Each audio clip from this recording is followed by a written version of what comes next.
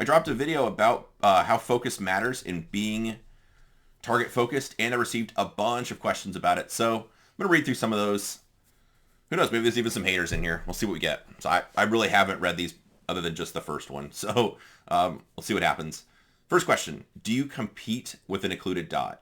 Yes. My first probably year, maybe year and a half of training with the dot and shooting USPSA, I really didn't even take off the occlusion just because I could feel myself wanting to focus on the dot from time to time, and that was not a good thing. So what I talked about previously in the video, I can link it below, I guess, is if you stare at your sight, it's going to be way tougher to track what's going on and find the target. If you just track the target, it'll be easier to just bring the sight where you look.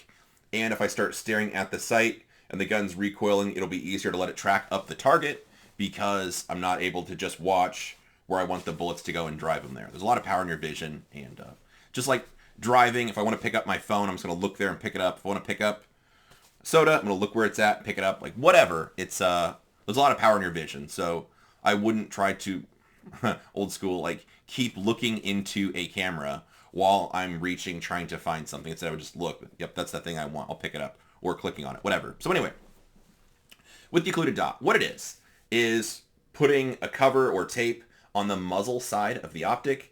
What this does is it prevents you from looking through the tube at the target. It doesn't truly stop you from staring at the dot because you can still do it. It just makes you more aware if you do it.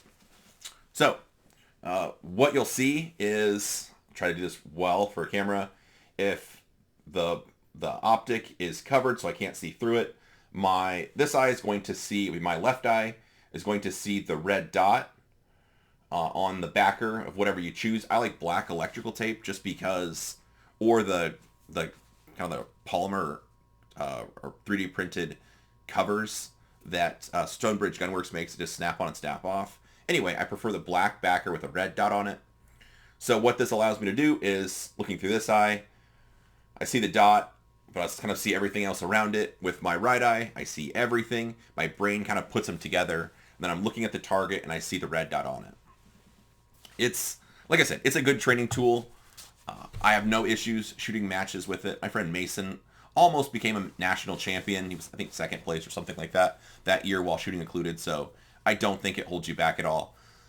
The only thing I would guard you against is a little bit of caution if there's leaning or a low port, something like that. For example, if I'm trying to lean around a wall to shoot and maybe I only get the optic around it and like one eye to see through the optic, but my head can't get completely behind the gun, something like that, that'll be a problem. And that can just cause issues because you wouldn't be able to see the target also. All you're seeing is just through the glass. For rifle training, I train rifle occluded also. More so, I think, for rifle shooting, but sometimes with pistol, people will get a point of impact shift when it's included. I think it's a convergence thing. Somebody will correct me, where your eyes aren't looking at the same thing. But anyway, if that's an issue for you, then it just becomes a dry fire tool. So you could try by just occluding it, slow fire, shoot a group, see if the zero moves. If it does, it's just a dry fire tool. If it doesn't, you could do it in live and dry. So anyway, for rifle shooting, it's quite powerful also. Like I said, I just like black electrical tape because it's easy to take it on and off. But Stonebridge Gunworks makes a 3D printed polymer Kydex looking cover that like snaps on and off. I don't know what the material is. And it's super handy just if you want something easy to take on and off. So anyway, something you should think about if you haven't tried it before. The other thing I'll say, unless you've tried it, we don't have much to talk about. It would be like me describing to you what my favorite food tastes like or something like that. It's just too tough. You could say, well, it's this or that, but you won't really know. Just try it. Like here, just take a bite, and then we could talk about if you like it or not. So anyway, I think if you haven't tried the occluded stuff, as opposed to speculating what it's like, just give it a try. It doesn't cost you any money. You could just do it in your dry fire training. Give it at least a couple minutes to see what you think, and if you don't like it, that's fine. It's just a training tool. The next question. Let's see. We deal with a lot less experienced shooters who usually have a shooting range, or have only been to a shooting range once or twice before. Go through safety and basic fundamentals. A lot of information on new shooters. Explaining target focus brings additional load on. I agree. It's more things to focus. The old instructors teaching sight focus, personally, I'd hate going through the same learning curve as I did, and I'd rather learn target focus shooting from the beginning. Do you think it's a good idea for new shooters as well? The answer, yes. Regardless of shooting ability or experience they have, I'd rather just start people off with the correct habit. So what do you want to have happen? Briefly, like I said, talked about earlier, is if I stare, well, a fun awareness drill that I do a lot is have the person or the class stare at the point they want to hit and let that dot just float around peripherally, and notice that the dot can move a little bit, but it's not so bad. It doesn't irritate you as much. You just keep focusing, and for the most part, it'll be on the target more than it's off the target. If you instead switch your vision back and start staring at the sight, and then either move it around a little bit or try to make it hold perfectly still where it's not moving at all, you'll quickly notice it's infuriating trying to make the dot completely stop while you're staring at it. Sometimes you'll see this if somebody's trying to shoot on the move. They'll be moving around and you can tell the gun's, like the sight's moving more than they want it to. They just slow down the foot speed, tunnel in, and then stare at the sight really hard trying to make it stop moving. Just not the play. Instead, I would just teach target focus in the beginning. Another fun, maybe kind of a little bit of an analogy, is trigger control. So this will trigger somebody, hopefully, but there's some people like prep and press, so you pull the trigger part way back, refine your aiming, and then pull the rest, especially to get new shooters up to speed. Likely, if we're talking about either competition shooting or someone getting in an engagement for work, probably not going to shoot that way. For either one, if you want to be successful, I've never been in a gunfight, but just speculation, you probably want to be fast and accurate in either application. So, a tool that a lot of my friends on police departments use, a couple of different departments, is trigger control at speed. What that means is completely having your finger outside the trigger guard or far away from the trigger. In dry fire, when you see the sights where you want it to go, you just mash the trigger immediately. It's really good for giving people awareness of their hands flexing, pushing on the gun, something like that, and it just builds in the awareness. So you're just starting people out right off the bat with the right technique, because you're shooting a match. Once the gun gets up to your eye target line and you decide it's time to shoot, you're going to want to pull the trigger immediately, more than likely, and speculation. But if you were getting in an engagement and the sight gets where you want, you're probably going to want the gun to go off pretty much at the same time. And if you have to stop to pull the trigger part way, refine more, pull more trigger, it's probably not going to make you as effective as you could be. Just my speculation. So anyway, to answer the question, yes, I would start people out with the technique I want them to have right off the bat, instead of giving them a technique that you could use front sight focus for a little bit, but then once you get kind of okay, then you're going to have to just forget all the stuff I told you before and learn it to do technique. And that's not what I would, not something I'd want to put anybody through. The next question. Do you think green dot draws your eyes a little less than red dot?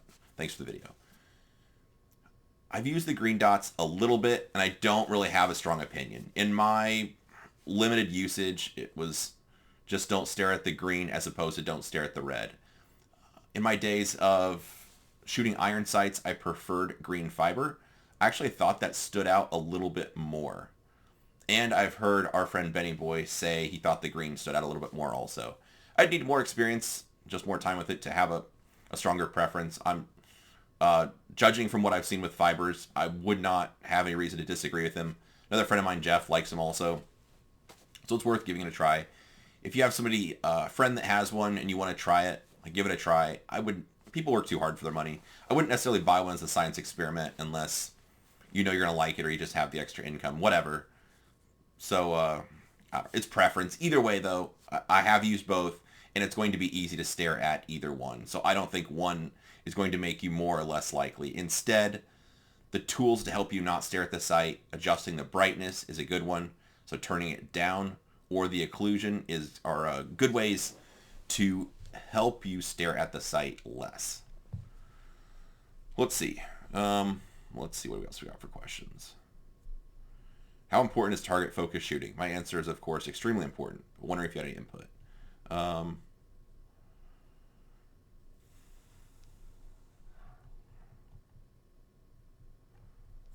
we'll talk about, let's see. I feel like it's difficult to line up the sights. if I'm not looking at them, they're small on my peripheral. I don't practice with irons much. Yeah, I mean, so person answered that question. Yeah, dot and irons both need practice and uh, experience to gain an index. Yeah, I agree with that. So basically the person saying is a difficult time lining up the sights if he's not looking at them. So iron sights, I'll exaggerate, but if you're looking at the target, it's pretty easy to tell if the iron sights are this far out of focus. But if they're a little bit one way or the other, sometimes it's not easy to tell. It just comes with training and awareness, because otherwise if you switch your vision back to make sure the iron sights are perfectly lined up, then try to move them to the target, it's just going to be a lot of wasted time. You'll also learn, especially with iron sights, what is good enough. Try to explain this well, but basically I could push, depending on the distance of the target, could push the front sight to one side of the rear notch, and depending on the difficulty, still have fine results with your front sight being anywhere, I'll try to exaggerate, from side to side within the rear notch, just due to the distance and difficulty of the target. So that becomes part of your training and understanding what sight you need if you're an iron-sighted shooter, because oftentimes just seeing the front, like peripherally, the front sight through the rear notch is going to be good enough to shoot. But then if you get a farther target, a partialed up target, something like that, you're going to probably have to, refine your aiming scheme a bit more. So it depends on the target. But if you haven't tried that before, just slow fire. If you're an iron sight shooter, put the front sight all the way against the right side of the blade, like a 10-yard target. Shoot a shot, then put it all the way against the left side of the blade, shoot a shot, or a couple shots to make sure you're not pushing into it, whatever, and just give it a try. But you kind of notice, depending on the, your ability, distance, difficulty, whatever, just the front sight through the rear notch is probably going to be okay, especially at the closer shooting, the 7-yard, 5-yard stuff. It's like, yep, you just see the front sight through the rear notch, you're good to go. So anyway, something just to try at different distances. Try it out to 15 yards, 20 yards. Just see what's on the target, what's off the target, and what you're going to get away with. I think it's kind of a powerful tool. Let's see. What else we got? Can't be target focused the red dot because of big impact shift between eyes. Focus on a small point on the target through the glass, which is difficult to maintain. I don't... it's tough to tell people how their eyes are working, but that might mean the occlusion isn't for you, but target focused shooting should still be for you. Because I'm not asking your eyes to do different things, I'm just directing where your eyes look. So the occlusion game where I talked about covering up part of the optic might not be for you, but just the target focus shooting. I haven't encountered anyone that, regardless of, even if you only have one eyeball, just do you want the one eyeball looking at the sight or looking at the target? And even if you only have one eye, I would rather have you looking at the target where you want the bullets to go. Would love some tips or starter drills for learning target focus with irons. So in the comments already, actually, you guys in the comments are pretty good, honestly. So this person has some good feedback. Started training like a small paster, presents the gun to that spot while continuing to stare at the spot. Keep your focus on that spot. Bring the blurry front top end. Yeah, so anyway, I agree. You could do it kind of the baby steps way where you're adjusting your focus a little bit. Ultimately, you want to just define or build an index where you look at the spot you want to hit and just have the sights show up there. The sights are just kind of confirming what you think you already know about the gun being aimed at the target. So if you need to, maybe you look at, as a suggestion, target focused, present the gun with irons, then you can just bring your vision back to verify what you think you know as far as the irons being there, then bump them back to the target, something like that. But you should be able to get to the point where you peripherally see those bumps on the top of your slide without staring at them directly. But I would not do anything crazy to get like the real big high vis ones where it's like the fiber optic in the rear sight and the front sight kind of stuff to help you see it peripherally. I wouldn't do that. For irons, I always prefer something to get my attention on the front sight, whether it's a night sight front or a fiber optic, and then the rear sight is just always black. That'd be my preference anyway. Personally, I'm a fan of a dull, dim dot, and if you're seeing that clear, you know you've got what you're doing wrong, and it's great to confirm your indexing. No, I agree. That makes sense. It's just preference. as a training tool, sometimes it's really good. I'll train with my dot all the way up, especially, well, I'll do a video comparing these two. But with this Vortex Defender XL, this thing gets crazy bright outside. It feels like I could be staring directly into the sun and I could still see the dot just because they get so bright. So anyway, turning it all the way up in dry fire or live fire and just trying not to let it annoy you or bother you would be a good play if you haven't done that before. It's just kind of a fun training tool. Let's see, anything else we need to answer? Competed a few years with irons, never thought I could target focus with irons until I tried shooting a dot. Once it clicked, gained trust in my index, immediately improved my accuracy, especially at longer distance with irons. Taking a bit of time to get used to it, running a stage or movement drills. Yeah, I mean, I agree. This is true. People didn't think, especially in the law enforcement space, they did not think you could do threat focused with irons. You had to have a dot, and that's just not the play. Anyway, let's see. So no, I mean, let's see. Is there anything else here to talk about? I have a very bad, okay, so it's kind of like what I was talking about earlier. I have a very bad left eye to where it's nearly impossible to occlude the dot. Is there any idea of how to train with target focus?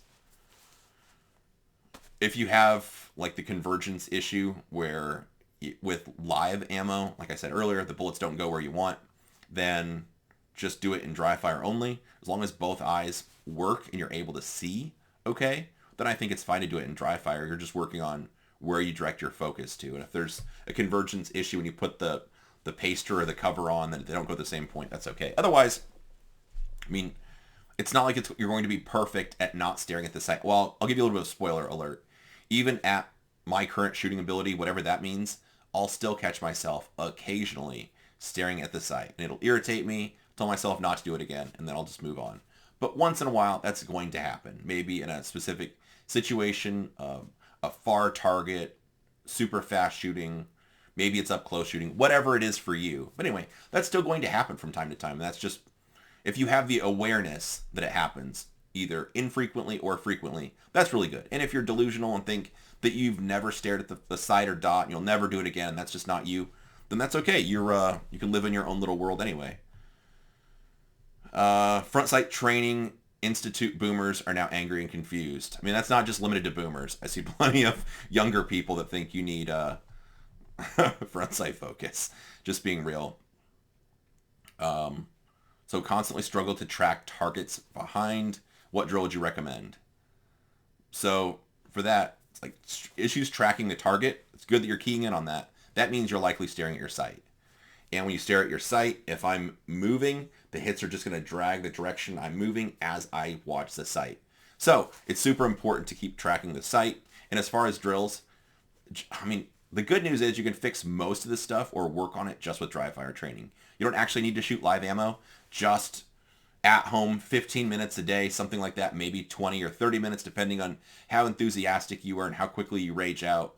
That's really good for your training. Just if you could set aside 15 minutes a day, and when you start your training, you just get to it immediately. You don't, well, first I need to respond to emails or text messages or queue up my favorite show or whatever. If you just focus on it for 15 minutes, it'll be very valuable.